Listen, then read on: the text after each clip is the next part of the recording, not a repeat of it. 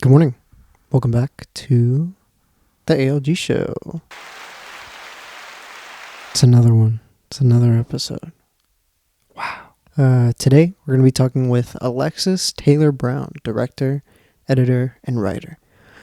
She's worked with brands like Verizon and Tommy Hilfiger, as well as directing a trilogy music video series. Today, we get into her current experiences in the assistant editorial role, as well as her experience as an Academy Gold Rising alumni. Let's get into it. Work has been, first of all, a blessing. Very grateful because I don't work freelance, I work salary. So, no matter what's going on the outside, no matter what strikes, work has always been coming in. We haven't really been losing any work because of that. So, I'm very grateful that I can still make money in the industry right now. So, work has been a blessing, but it's also been very stressful. I can imagine. So you work as an assistant editor. So what's that like?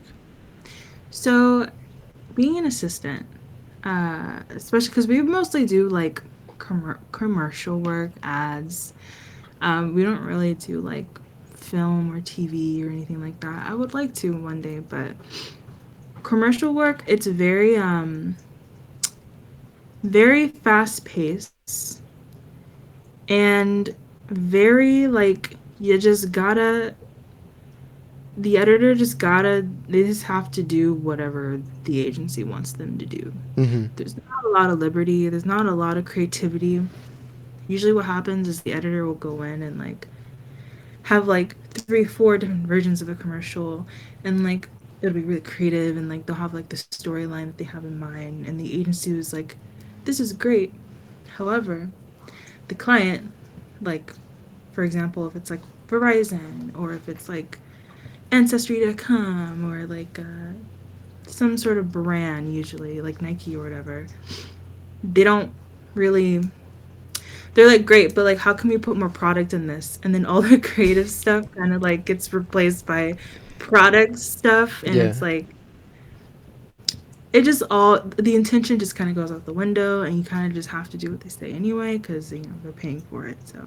Yeah, I think that happens like for me in some sense too, just because like I've recently been getting more into commercials like the last year or so. And Mhm. there's some companies that are more willing to take a risk on, sort of their brand and what they want it to look like. Like they'll Mhm. lean more in the direction of something like I was about to say Ice Spice, like an Old Spice commercial where it's with Terry Crews and it's very, out there, right? But it's also very um, creatively interesting, right? But I Mhm. think some older brands, it seems like they want to maintain sort of a certain image, which it's not fun for the creative sometimes. But I also understand because they have a job they want to fulfill and they are wanting to keep their image a certain way. And I was talking with another friend of mine. His name's Parker. Mhm. He is a director editor, and he recently edited a campaign for Rachel Ray for her Home Chef. It's like a cooking show type of thing, and he shared a similar sentiment where it was like, yes, unfortunately, like it's not the most creative work sometimes, but it's also, um, it allows me to sort of take on more passion projects and that sort of thing. And I'm assuming you sort of feel the same way to an extent. Like this editorial job sort of allows you to fuel certain passion projects I have. Because I know you direct as well. Mhm. Mhm. Yes, I feel like the editor, like watching them and like watching like the creative decisions that they do try to make is very beneficial. But like the role as an assistant editor, it's like the editor already like has like a little like a sliver of creative freedom in like commercial editorial work, but the assistant editor has like none. Like it's completely technical unless they ask you to do like a cut down Mm-hmm. or they ask you to do like a cut for something, which I've done and that's been fun. Like the most creative I've been is I did like the SZA's like it was like SZA X Tommy Hilfiger, and I did like the social spots for that. Oh, And nice. I had complete like creative control, so I was able to just like cut it however I wanted to. Tommy Hilfiger people were like not really giving much feedback. I think they were kind of over the project because it was like taking forever. So Nice. Yeah. Okay. So what does that mean, cut down, and what is like sort of your responsibilities you have as like an assistant editor? Because I don't have much of an editorial background, and I've heard it's a very technical thing just from what you're yeah, saying. So yeah. So my job basically is to just do everything the editor doesn't want to do. okay. I break down the like I organize the footage. I break down the footage for them. What that means is like you know like when you get dailies on like a shoot. I go through, I set up the project for them. I set up the folder structure for them. I go through every single clip and I organize it by slate, by scene, and then you have to like trim the fat of like each shot, meaning like make cuts on like before they slate to like after they say cut. I have to like go in and like cut it down and like organize it on a timeline. And then every editor is different, so like they want their breakdowns a specific way, and then another editor will want it a very specific way. But that's usually the gist: organize, break down, cut the fat, and then when they start editing, I'm there to give them whatever they need. They need sound effects. I gotta go scour the internet, look for free stuff, look for the stuff that we have in our subscription for different websites. They need music. I gotta like pull music. They need like a screen comp. Sometimes that means making a cut down. So a cut down is taking like the hero edit, which is like the main edit. Like maybe it's a 60-second edit. Sometimes they want a 30-second cut down of that, Yeah. or uh, they'll want like 15. What's been trending right now is 6 second, which is like such a weird number, but they'll want like a 6 second cut down, and then I'll go in if the editor needs that. I'll do it for them. Sometimes they need help doing social edits, which is just quick edits for social media. I'll do that for them too. And then when the edit process is done, when all your cuts are locked, then I also have to take all the locked edits and I have to prep it to send it out to finishing. So finishing, send it to sound, send it to color, send it to VFX. All those people I gotta like prep it a specific way and like send them everything that they need, all the media. Usually they have the footage themselves. I don't have to send them footage because that would suck if I did, but I Yeah. don't. I've got to send them everything else. Yeah. And after that, my job is done unless the finishing people need something else. Yeah. It seems like you have a lot of very important responsibility, and I think Yeah. it's interesting to see. Again, I'm sort of comparing this from like exclusively like a camera world where I often lean on my camera assistants a lot purely because I know that they're gonna have a better understanding of what it is that needs to be done just camera wise in terms of like footage getting to like DIT, for example. And I sort of lean on those people, and I think they're very important. They're a very important pillar to the process. So I really admire like the work that you're doing, and I see some of your stuff all the time. Like you just did a thing for Verizon.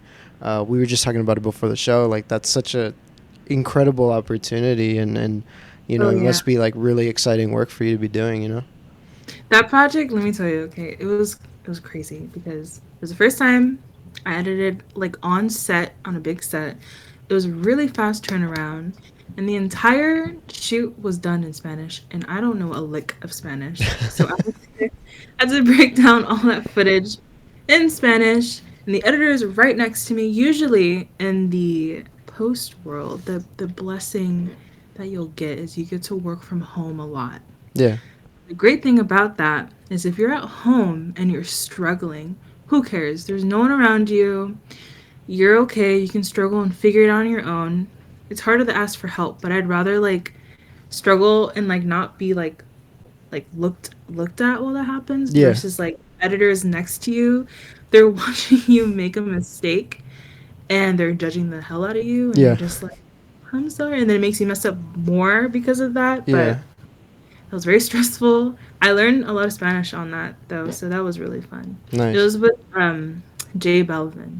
Oh, nice. That sounds like a really cool like thing. So you said you were just doing you were doing like a live edit, or what was like Yes. that? So they were shooting in like a fake little salon like right next to us in the building, and we Mhm. were like in the parking lot with like it was like 80 degrees. We're under like this big tent, and we had like these little fans, and we were just like sitting on our plastic chairs and our plastic table with our computers, and the DP who always not the wait not the DP, I'm sorry, the DIT, not the DP, the Yeah. DIT Mhm. came with the footage, but they're always so slow about it.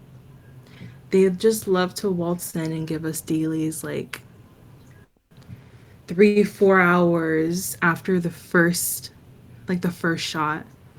And it's like the reason why we had to stay. We were there from 8 a.m. and we didn't leave until 10 p.m. when the shoot wrapped at 8. Like, it just sucked. It sucked. Yeah. I don't know what the camera package was, but just like maybe to kind of lean on the DIT's side was like maybe they were shooting airy raw or something like super heavy, and it just took a minute to download. Because also I think for some DITs their workflow, depending on the production company, I think sometimes like they'll have a couple drives that they're backing up to, but they won't back up from the backup drive that they made. They'll just like copy directly from the media. Oh, yeah, Um, he was copying directly for sure. yeah, and also for me, sometimes like I've started to bring an SSD, like a little Mhm. Samsung T. I think it's the T5. It's an older drive. Mhm. But I started bringing that just for the sake of like just having a copy, if in case something were to happen. Again, it's not like a crazy large drive, but just for that sort of peace of mind. And I hate to play devil's advocate for the No, DIT, but no, you're totally you fine know, because yeah, I don't really know like much of like the deity's job other than yeah, making sure all that stuff gets recorded actually and not forgotten and yeah, lost. yeah, It's a big responsibility. yeah, I just was like me being in my I just want the footage now so we can start breaking it down because we have to edit on set yeah. mode. It's very different from like a film process because you just have the canisters and like you just hope Oh yeah, that it's good, like that's at the end of that process. so scary. But like like okay, very side tangent. I'm writing a Sure. script and I want it to be shot on film. And I've never done that before in my entire life, and I'm very scared because I know a lot can go wrong, and it's also very expensive. But What format are you thinking for that? 35 millimeter Oh, film. 30. Yeah, that's expensive. Yeah, yeah. Yeah. I've done a few things on Super 8, and I think for like a lower format, it's okay to have a little bit more imperfection, but I think 35 mil like just demands this level of preciseness and this level of like accountability with Mm-hmm. the creatives on it, because you have to just kind of trust that it looks okay, and you could be metering for it like a few times over, which I've definitely done for like 8 millimeter before, Mm-hmm. but it's like I don't know. I'm always like so nervous, even if I'm just doing like 8 millimeter, and I know it's kind of like a point and shoot deal, but um, still, yeah, it's a terrifying process. I wanted to. It's funny that you brought up um, kind of the editor looking over your shoulder, because I remember as like a camera assistant, it's kind of the same thing. Like if you're pulling Yeah. focus on a monitor, and sometimes the director just wants to like get a quick view of like whatever it Mm-hmm. is, and they'll have their 7 inch or their 13 inch monitor, and they're just like you could tell the director's like breathing down their neck. Just like I'm sure you felt the same way. Where it was like Yeah. just a bit Yeah. uncomfortable, and just Yes. it didn't uh, help with things running as smoothly as maybe they could have. Mm-hmm. Mm-hmm. Exactly. Like that's exactly how I felt. Just like, and then like sometimes you work with people or you work with editors who are like, they're not afraid to tell you like you need to kind of speed it up. Yeah, Like you're being a little slow. We're wasting too much time. You need to. I need this. So I'm just like, okay, Like I'm working on it. Like I'll get there. Just you gotta give me some right. space. Give me some space to breathe. You know. Exactly. Talking about that space. So it seems like you work on a pretty consistent basis. You have, the editor work you do. You direct. You write. That sort of thing.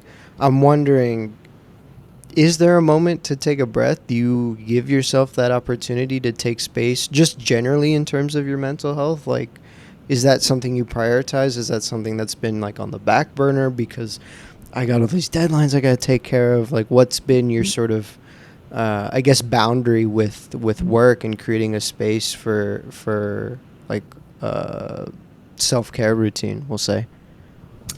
So like, I guess I feel like I kind of like gotta take what you can get. It feels like when things are slow or when you have a weekend off, like use that time to breathe because you can't really predict like how busy a project's gonna get until it happens. Yeah. Um, so with that, I just try to like on my days off just decompress, which I don't really 100% have the healthiest way of making that happen. But I'm working on that. I'm trying to go to therapy and things like that. So far, it's just sleeping, Instagram, and playing video games.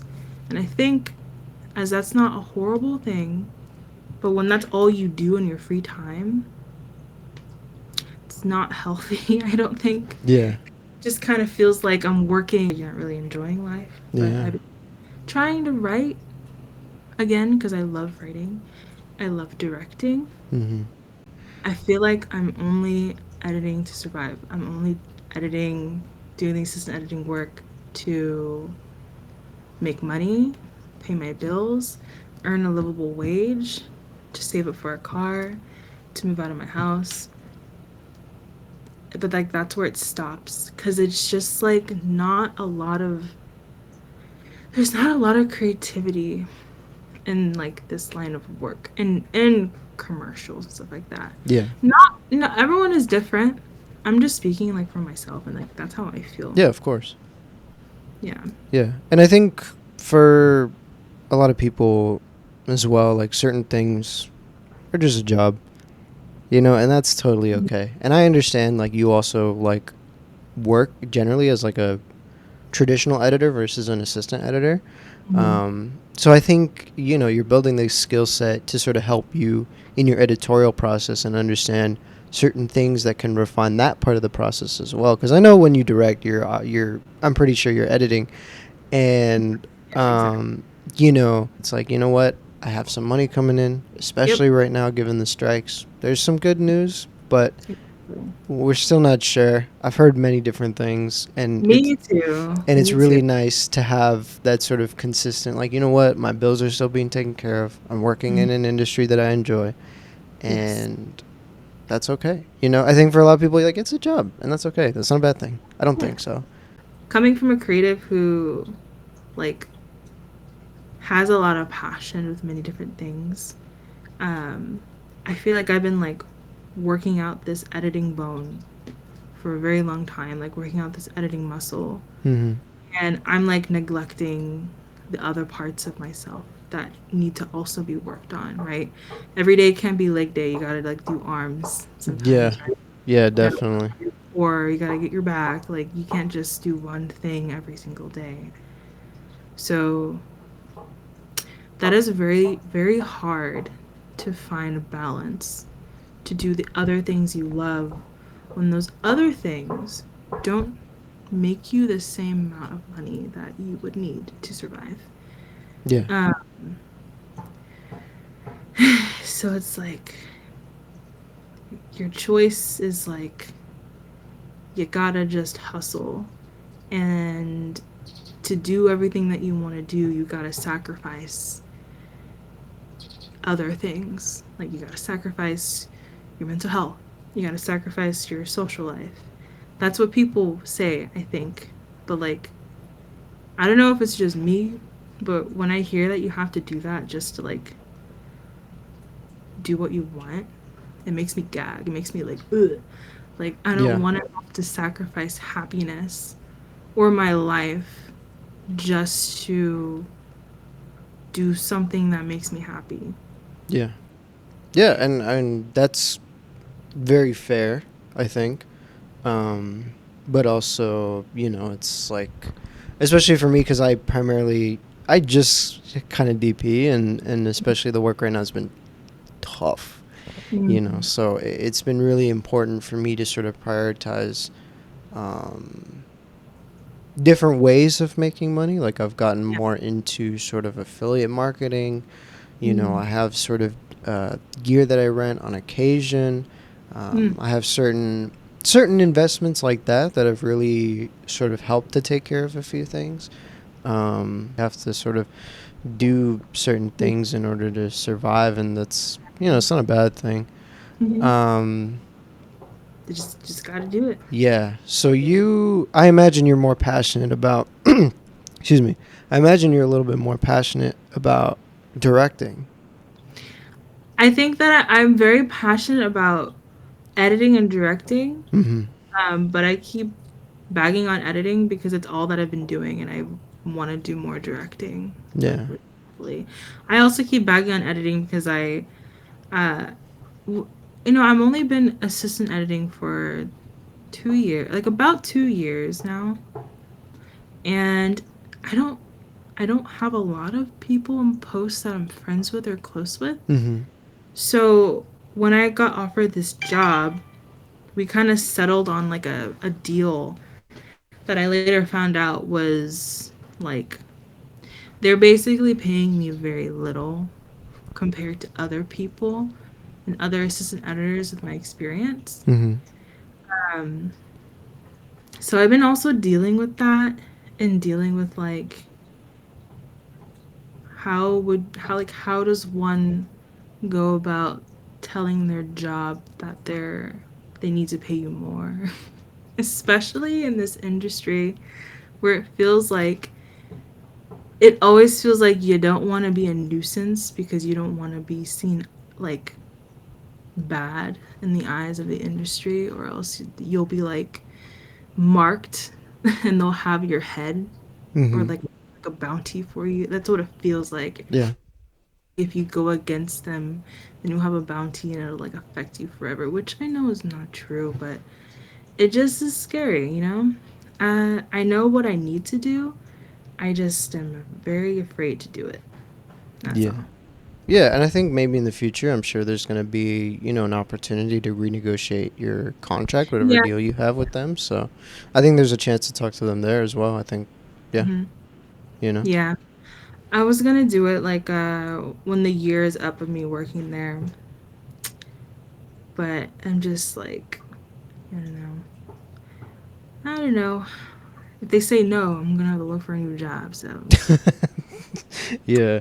Yeah, you got. I think there'll be a good opportunity there for you. If not, someone else will consider your needs, and I think that's important as well. Especially, when I'm working with different directors, I try to consider everything that they're saying. Especially, I've worked with a few like duos where it's like two directors, Mhm. and it's hard because like you want to consider both, but also it's difficult sometimes to take direction because it's like, okay, wait, this one said this, Mhm. but then this one said this.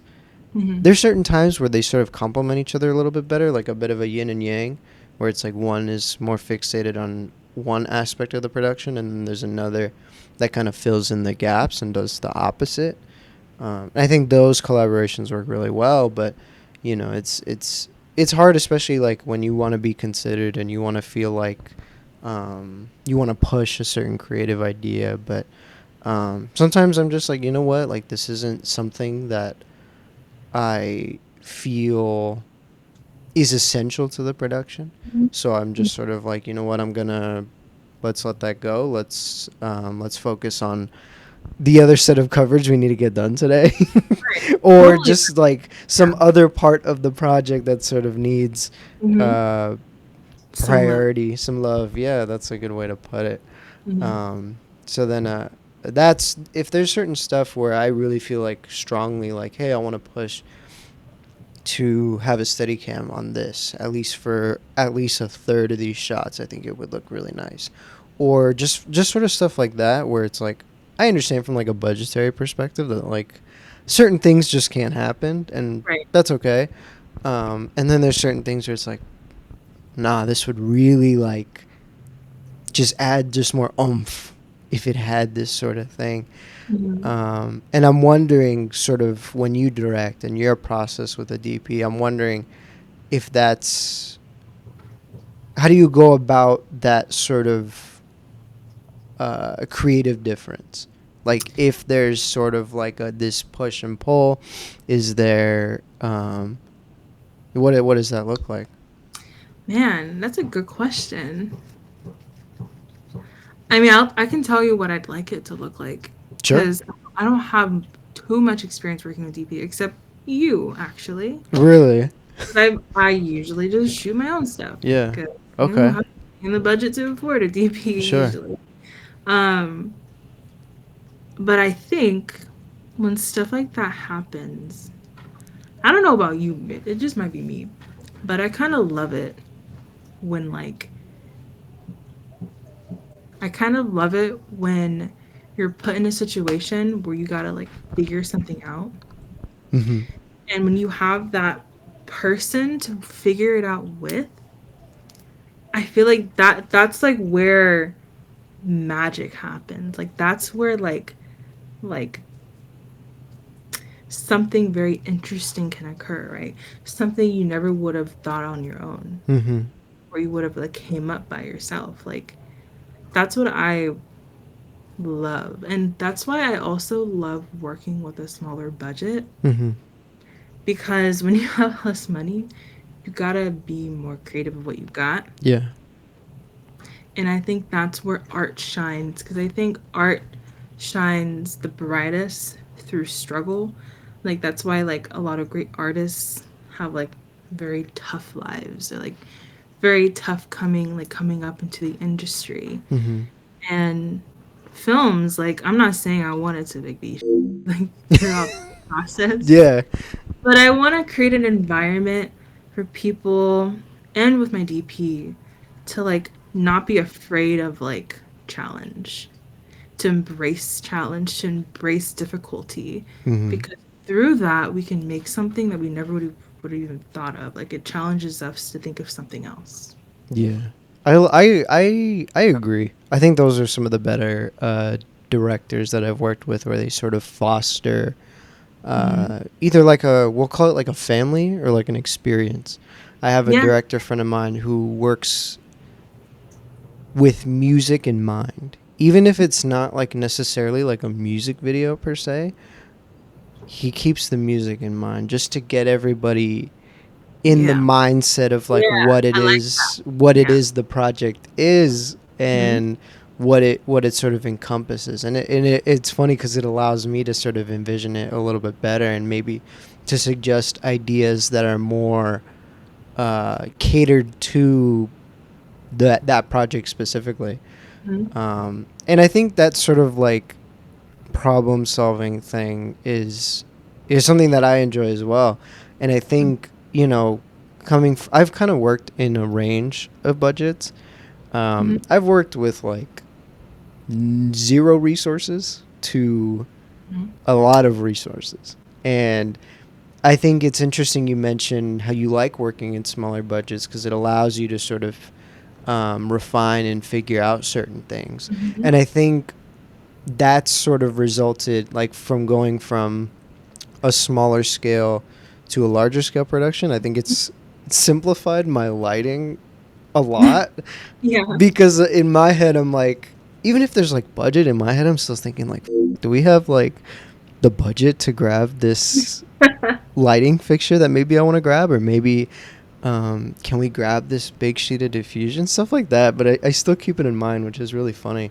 Yeah, yeah. But as a result, yeah, it's really simplified my lighting setups, just because I know, like, okay, we don't have the lights to do this, so we're gonna shape our light this way, and we're gonna do this. Like, it's just everything is simplified, which is good because I feel like my gaffer really likes me for that. But He's like, it you only want this is it? Okay, well, there word. there's some DPs, and I think it comes from a more traditional background where, with film, you have to like plug a ton of light. Like they Mm-hmm. see nothing, whereas like more digital cameras, they see everything. So they're Yeah. used to like having to plug in all these M18s and like Mm-hmm. rig a bunch of things in a crazy different way because the camera like wouldn't see it otherwise, right? So I think because they're coming from that background and they're applying it to digital in the same way, um, like it works. It still objectively looks good, but I Mm-hmm. think now it's becoming a lot easier to get to that answer too, as like the technology's cheapen and stuff like Yeah. that. Do you think you would feel the same way, like if you're going to like a larger budget, would the workflow just be the same way as I'm saying it, or do you think you would operate differently, just considering how many moving parts there would be? I think that would depend on the project, I would say, because if we are working with a bigger budget, I don't want to just like, I don't want to just spend money to spend money. Like, Right. I I need to understand like what is the most like what is the biggest thing that we're going to need help with. Yeah. Like maybe if it's like a film and there's like a maybe it's like a I don't know if this counts as a higher budget or like if it's still low budget, but like let's say $100,000 Sure. is budget. Yeah. If it's a film and it's like a lot of like VFX stuff or something, I would want most of my budget to go to that Yeah. because like that's expensive Yeah. and like why would I like I know some people like want to spend a lot of their budget on like maybe they'll prioritize like the gear or talent. Mm-hmm. Talent is very important too. I probably would put a lot of money into like finding good talent as well. Mm-hmm. Um, but I guess I would just think about that. I would need to, and I'm the type of director that really would want to work with my producer on a lot of the things. Mm-hmm. I want to make sure like whatever they're trying to prioritize, like I need to be a part of that. Oh my bad, You're good.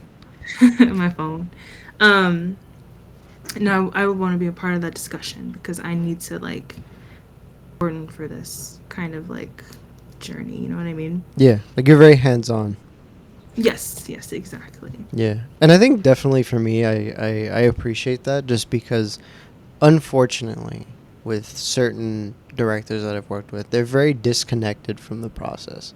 Hmm. And that really sucks because you want to feel embraced and you want to feel like your creative input is considered. And that goes for like everybody on the crew, like the gaffer, production designer, all those sorts of people. Like they all want to feel considered and they all want to feel like, they're being heard by the director in some capacity, right? And I think for some people to be so disconnected from the work, I think is maybe it's like an over exaggeration, but it's kind of heartbreaking because Yeah. you're so invested in this idea and you're very passionate about it, and for the main like the captain of the ship to not feel that way, it makes It's like me feel, yeah, it makes me feel weird because it's like, okay, why am I more passionate than than the director? That's kind of a that's disheartening, kind of. yeah. I mean, like if I had to choose between working with a crew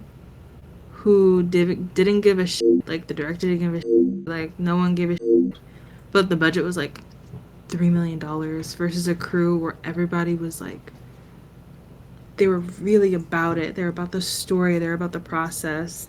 But there was like no budget. Yeah, I would go with no budget like any day, like no hesitation. I agree, and I think it's gonna come out where like the work is gonna be that much better Yep. because there's more people considering different parts of the image versus Hmm. someone who's there like simply for a paycheck. That's what I'm ready for that. Yeah. I well, not to say I'm ready to like work for like not have a budget, but Yeah. no, I'm ready to work with people who are very passionate about what we're doing and like what this project is. Yeah. Um, and that really motivates me with the script that I'm writing because I really want to gather a team who with the idea and is like ready to like make some art. Yeah. And I think that's like priority number one, or at least it should be to some extent. Yeah. Because also, like, at least just from what I've heard in other conversations with directors, is like Mhm. if they curate their DP really well, they can also curate kind of the rest of the crew, because the crew, in some sense, is like if they like the DP that's on it, that's like, oh, okay, like I'll get a good camera assistant, or maybe I'll get some other person that is enthusiastic that's gonna fuel the work like that much more. Yep. You know what I mean? And it's really, I think top down, like it applies. You know, like to feel considered, even in assistant position, to feel considered, I think is such a huge thing. You know? Oh yeah. Like there's like a few editors at my job who it doesn't like when I'm working with them, it doesn't feel like I'm under them. It feels like we're working together. Nice, And I love when I'm with those editors nice. because I make one I make less mistakes and two I care more because it feels like a team. It feels like we're in this together and like we're connecting on what we're needing to do. We're like on the same wavelength of like where the project is at and like things that we could do to make it better. So I love it when it's like that. And I would love to create an environment on set where it feels like everyone is working together, not against each other, not under each other. Like we're all here after the same thing. Yeah, we're all here just to tell a story, and I think sometimes, Yep. Yep. even like what we were saying earlier, it's like for some people it's just a job, and that's fine. I Yep. respect it, but also just be enthusiastic about what we're trying to do at the very least, you know? Yeah. So, with that being said, what Mhm. kind of, you mentioned a script. What Mhm. type of director work do you already do, but also what kind of work do you hope to do? Hmm.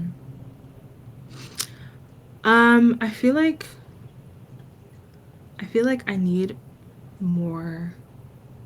I'm still finding like my voice and like myself Sure. for me to really say like what kind of director I am. Mm-hmm. I don't want to like be fake and be like, "Oh, I'm like this" cuz I don't know. I don't know what I'm like. I'm still figuring it out, you know? Sure. Um but the type of directing work I want to do is as of right now, I want to like work on a story that I have a connect like a bigger connection to, something that I like created Mm-hmm. because I've done only directing stuff for other people and their ideas. And I think in order to find my voice and my style, I need to start doing like stuff from me. Mm-hmm. Um, it's also like incorporating to this burnout feeling of like I'm always helping other people. It's time to like do something for myself now because I need to grow. Yeah. So I think I'm the right now the type of director who I want it to like I want to mold something into its full potential rather than like force. Mm-hmm. Like I want to be able to see what is there and work with it and bring it out. Mm. That's something I would really love to do. So that's I don't know if that makes sense, but I think so. I think foundationally, it explains kind of your process. You like a good starting point. You don't want like clay that's already kind of dried. You kind of want the full thing, like fresh, that's malleable still, and you want to be able to kind of shape it, not in any particular direction. It feels like maybe just something that feels right, and that makes Mhm. sense given the the clay that you do have. You know? Mhm. That's kind of like why I'm still writing this script, Yeah. but it's why I kind of took on a producer already Mm-hmm. for my stuff because I feel like a lot of writers, it's really easy to get stuck because you keep wanting to rewrite it over and over and over and over again. Mm-hmm. And you like want it to be perfect. And like I don't want my script to be like perfect end all be all. I want to just I'm gonna finish it and I want it to like make sense and I want it to be good. Like I still have a standard. Yeah, of course. However, it needs to be malleable. Is that the word? Yeah. Like yeah, it needs to be able to kind of take a little more shape because it's not just me. Like it's got to be touched by other creatives, and I want it to be. This sounds wrong. I want it to be touched by other creators Sure. because, because I want collaboration, and I don't want to be too stiff. If that makes sense. Sure. I'm very open to suggestions. I'm very open to what someone else has to say. Um, because that is like again where the magic I feel like comes together. Um, I lost my train of thought. So we were talking about sort of the collaboration, and basically you kind of want more hands in on the clay instead of just Yes, kind of you molding that. yes, exactly. I do want that because I think it's valuable to make room for your team. Yeah, and especially like any any art, but also but filmmaking especially is like it's such an intimate thing that you're sharing with Mm-hmm. all the people involved, and then the moment it's public, it's like it's scary because it's like it's your kid. You're letting them walk around in the world, like Yep. terrifying. But you're also as equally excited about what it Exactly. could be and what the film could turn into, or whatever creative sort of work that you end up doing. Because I understand you do music videos as well, or is that something you've started to do less of? I love music videos and like I love directing them. Mm-hmm. Um, I would like to do more. I haven't gotten an offer in a while, but that's because I've been just really like, again, focusing on the editing stuff. I'm working on this thing on the side for somebody's music project, but it's like something that's only going to be released on TikTok. Mm-hmm. And while I'm having fun working on that, it still puts in perspective that like the the the emptiness I feel while working on it is like me wanting to like work on something else. Like that something is missing, like my need to work on something that I create now. Because Mm-hmm. I haven't done that since film school. Yeah. And that project will never be released because it was not great at all. Yeah, just not proud of it. I'm grateful for the experience, Yeah. but I know I can do better, Alex. I know I can do better. I just need to take more time. Yeah. And I think like with every project it's like that a lot of times.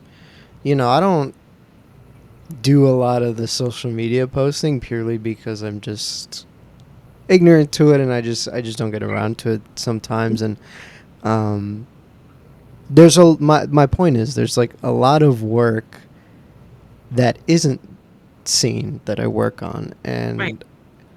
and it's not that like I'm not passionate about it. It's not that like I don't enjoy it, right? But there's certain projects to me, and I'm sure you feel this way about that social media piece, is where it's sort of like a learning process.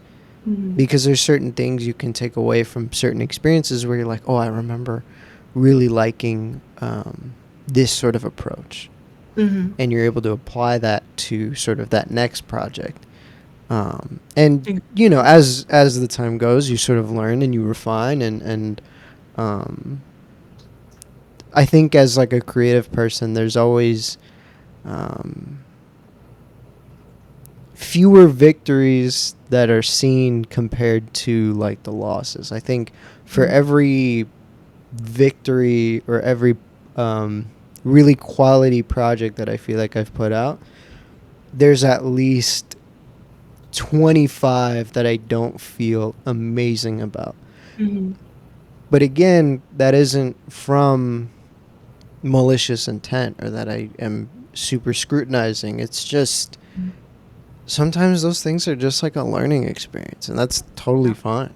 You know, and I Mm-hmm. think allowing yourself to learn is like a really good thing, and I really admire you for doing that because I think, you know, I am definitely guilty of being like a pretty heavy critic in terms of my own work, and Mm-hmm. every time I put out something, there's always something I'm looking at. I'm like, oh, I could have refined this a little bit, or maybe I could have diffused this light if we had just a little bit more time. But again, given the circumstances, I try to give grace, but at the same time, it's like, oh, it could have been this, it could have been this, you know. But allowing yourself to learn, I think, is really something that I admire because I think, you know, a lot of us creative individuals, we're very um, sensitive people, just generally, Mm-hmm. and Oh yeah. we're sensitive to just sort of every acute detail of the image, of the edit, you know, especially for you, like you're considering all aspects of production, like production, the grade, you know, what budget we're working in, and maybe after the fact you still feel like maybe I could have done this. And I think that's normal, but the fact that you're able to just say, you know what, like I'm learning from it, it's okay. That is great. And I definitely struggle with that still, you know what I mean? Absolutely. I get it. And also thank you for the compliments. Yeah, of course, of course. I always, you know, we were talking about this before. I'm always excited to see the stuff that you're doing. Speaking of something that I thought was really exciting, you were or you are an alumni of the Academy Gold Rising program. Mm-hmm. What is that? What is that? What type of stuff did you do in this program? Is this an internship? Is this like an initiative? What is it? I have no idea. It's like, okay, they call it an internship, Okay, we'll say but internship. it will say internship, but it works nothing like an internship. Okay. Basically, the Academy Gold Rising program, it's amazing, and I encourage anyone who's in film school to like go after that every year Mm-hmm. because if you get that, not only do you get amazing experience, amazing like you talk to people like in the academy, like people like have done like big stuff. Not only do you do that, that on your resume guarantees you work, guarantees you a job. Wow. It puts you above, like so it's great, but it's called an internship, but it's not really an internship because you're not there to work. You're kind of just there to learn. They put you in like an 8 week program, and we met like 2 3 times a week. It was during COVID, so it was all for us. It was virtual. Mm-hmm. Now it's probably even better because you get to meet these people in real life, but we didn't have that. Yeah. Um, but it's 8 weeks, like 2 or 3 times a week. You have these like 2 3 hour long workshops, depending on like which track you want. I did the editing, so I talked to like we saw how like big editors how they did their workflow. You can ask them whatever questions you want. Um, they gave us a chance to like pitch ideas to the academy like they it basically opportunity to practice pitching, which was really helpful. Um, you get to make a lot of great connections as well because like Yeah. you get to be friends with everyone else who got the opportunity. Mm-hmm. And a lot of them went off to work for like Disney, Marvel, ABC, like a lot of cool stuff. So very fortunate to have gotten the opportunity. I was like very shocked when I got in. You have to like submit like a resume and a like an essay Hmm. basically, and you go through like 2 3 rounds, and then yeah, and I got in, and I was like, what? This was great, and I got it like right when I left film school. So it's like sometimes if you ever feel like you don't have a plan but you know where you want to go, Hmm. that's enough. Like if Mm. you know where you need to go and where you want to go, everything truly falls into place as long as you like stay true to yourself. Yeah. Because when you have a clear vision, you know what kind of things will just pass like by you. You won't notice because you don't know what you're trying to get or what you're trying to fight for. So Yeah. I knew as film school was ending, I wanted to do something with editing because I knew I was good enough to get work. I just didn't know how. And then those opportunities came, and like that's kind of how, like, that was my how. Hmm. Very grateful for it, and it was really fun. Yeah, that's it sounds, now that you kind of explain it a little bit, it sounds like maybe more of a mentorship type Yes. thing. Oh my god, I forgot. Yeah. The also the big thing with that is it is kind of like a mentorship too, and also literal because when the program is done, they give you a mentor for the rest of the year that is from the academy, Oh, and it's very wow. selective, but it's curated based off of like who you like what you want to do with your life. Oh, wow. So it is part this series of workshops, and you get a mentor at the end of it. That sounds Yeah, really nice and it's fun. yes. My mentor, his name is Mark Rosenthal, Hmm. and he's a writer, and he had like a partner writer that he works with as well, Hmm. and he's an Academy member. He's like one of the people that get to they choose like who wins Oscars. He's like on that committee, Wow. and he's a super nice guy. When I have a script, and that's a nice thing is sometimes the mentors are super chill. He was very chill. And because your mentorship only lasts for like the rest of the year, basically. Hmm. It was like if you need to talk to me after that, like you can talk to me whenever you want. So like when I have a Wow. script done, I send it to him. He gives me notes. He's incredible. Very very grateful that I also have that connection out of the program too. Yeah, and it's cool that he sort of gave you the leeway just to kind of speak to him and sort of ask for advice, just Yeah. sort of beyond the program. Yes. That's Very really, great. this is really cool. It sounds like a really, I think, because I've touched on this before with other people, but I never had sort of the film school experience. I just kind of went straight into production after high school. Which is Uh, great.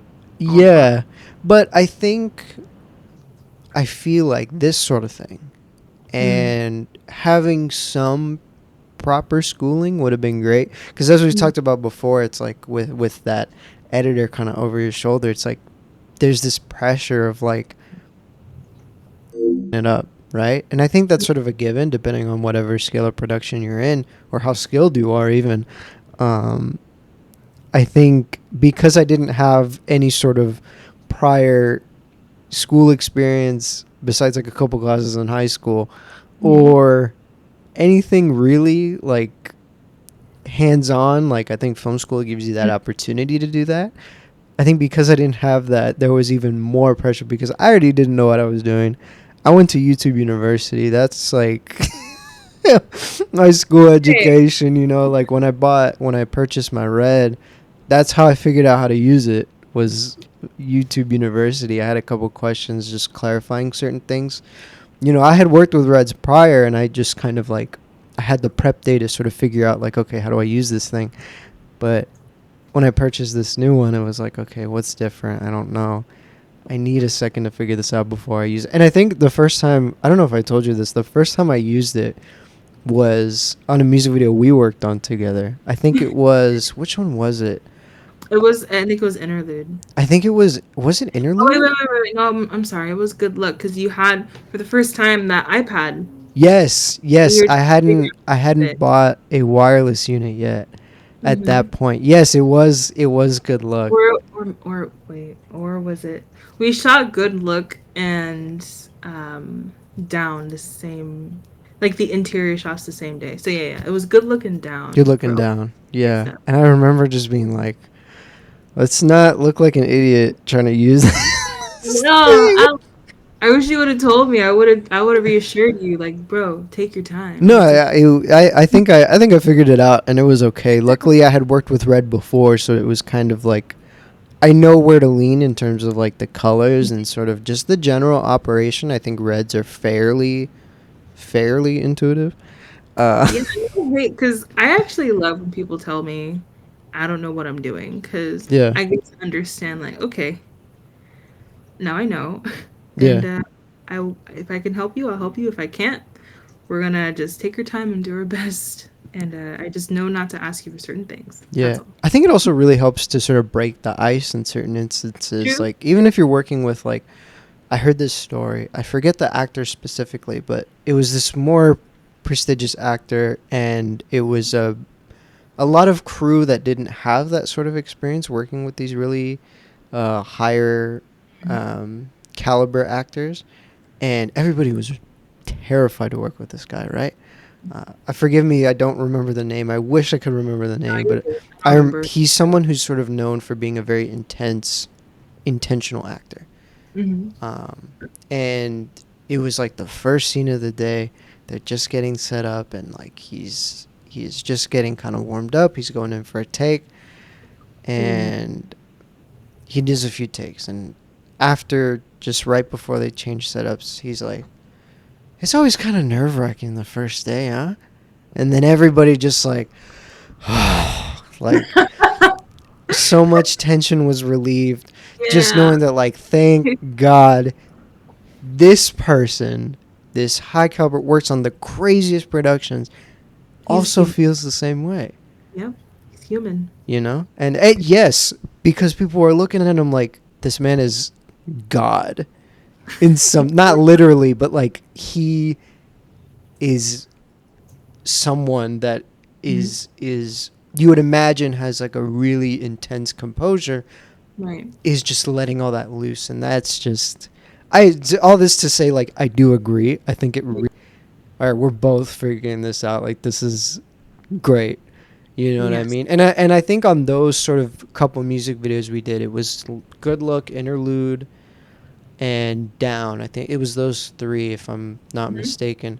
Um, I remember there was a lot of, for me anyway, there was a lot of troubleshooting with just the camera package and sort of figuring out certain things. But I'm like, you know what? I'm gonna figure it out. I'm gonna get this. We have coverage we need to get for the day.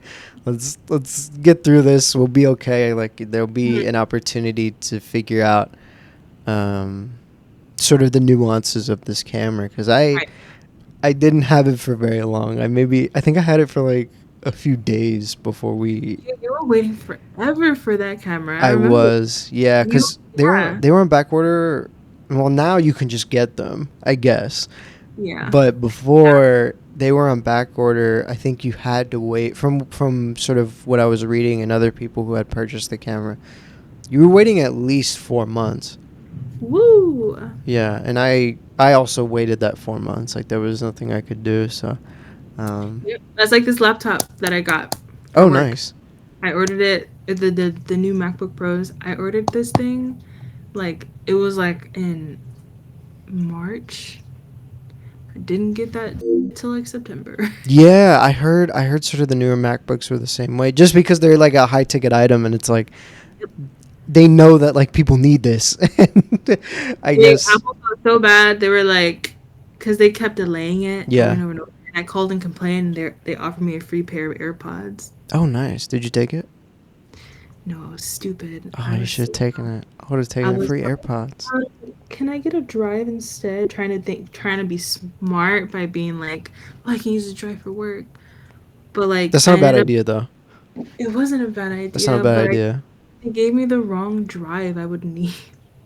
So it was useless, basically. I should have got the Dang. AirPods. That was smart. That was smart, though. At least you have a drive now. Yeah, I Maybe you have can use it for personal stuff. I don't know. Actually, I think I gave it to my mom. I don't have it anymore. It's like I don't even have it anymore. I don't have that anymore. I bought like a $400 giant 4 terabyte plug-in G drive Yeah. to be extra safe. Nice. Yeah, I have. I think I've only recently made that investment just purely out of like a negative experience I had with a drive, and so I'm just like, let me get an SSD. Even if like production ends up not using it, I still have some stuff like for my portfolio. Or sometimes what I've started to do is I'll send like a rough grade. Sometimes post doesn't use it, but unfortunately, sometimes what happens is like I don't get as much say in the image when it comes to post, and I think that's just because maybe the director saw something that post suggested and they decided to kind of shift the image differently.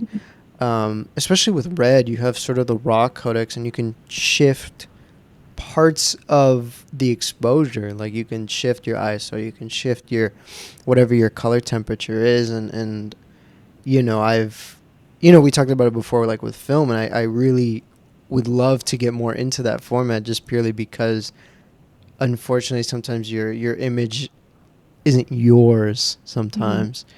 Um, Yep. but it is what it is, and I think it's cool that you were able to still get a drive that, Yeah, it true. was some use to some extent. Maybe your mom uses it a little bit more, but hey, that's okay. It is Um, what it is now. so what is now that you have this drive that you're looking to apply for different projects and stuff, and what is like work that you have coming up that you're really excited about? Either the editorial side of things or the director side of things. I know you've mentioned this script a few times. Is Hmm. there something on the horizon that's like very exciting for you right now?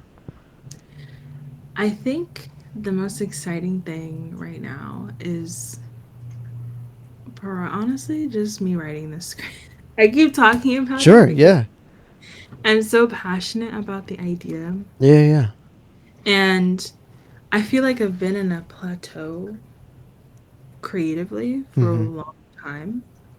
And but like this thing is finally like brought me back up. I'm like, woo, I am motivated again. I have a drive now that's more than just making money. I have a goal and like I'm very keen on getting this out, getting this done. Like the vision is very clear. I don't know if you've ever written before, but like, I I haven't. don't, I don't really talk to many writers, so I don't know if this is like a common thing. Mm-hmm. Um, but while I was like writing, I went through a lot of different stories. I think there's like a topic that I'm trying to touch on. Um, that it molded into a lot of different things and a lot of different stories. But every time I like came up with a story that was touching on like what I was trying to say, it just didn't quite like it just wasn't quite it. Like it didn't quite connect. Like it did at first, but then like a week later, it just wasn't Mm-hmm. sense.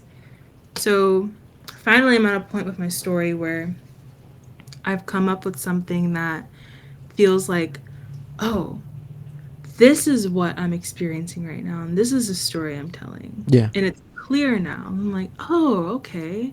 Yeah, no, this makes sense now. So that's what I'm feeling. It's a really weird way of describing it. Yeah. Like you're sort But of coming out of burnout, and now you have this chance to refine this idea better that you've been working on pretty extensively, from what it yeah, sounds like. yeah, it was like an egg that was being formed. Yeah. And you don't really know if it's going to be a boy or girl yet, but now I kind of know where the gender of the baby is, and I get it now. I understand now, and I can move forward now. I can help it grow. All right, that wraps up today's show. Hopefully you enjoyed it. It was fun. But before you leave, please, please, please check out Alexis's links in the description. She's always putting out really interesting stuff, and I'm always looking forward to the things she's doing. It's incredibly exciting, whether it is uh, the assistant editorial work she's doing, or talking to me about a current script she's working on, or anything she's got coming up that she's directing. I'm always looking forward to her stuff. And you guys should too. Check out her links. I'll catch you guys in the next one. Peace.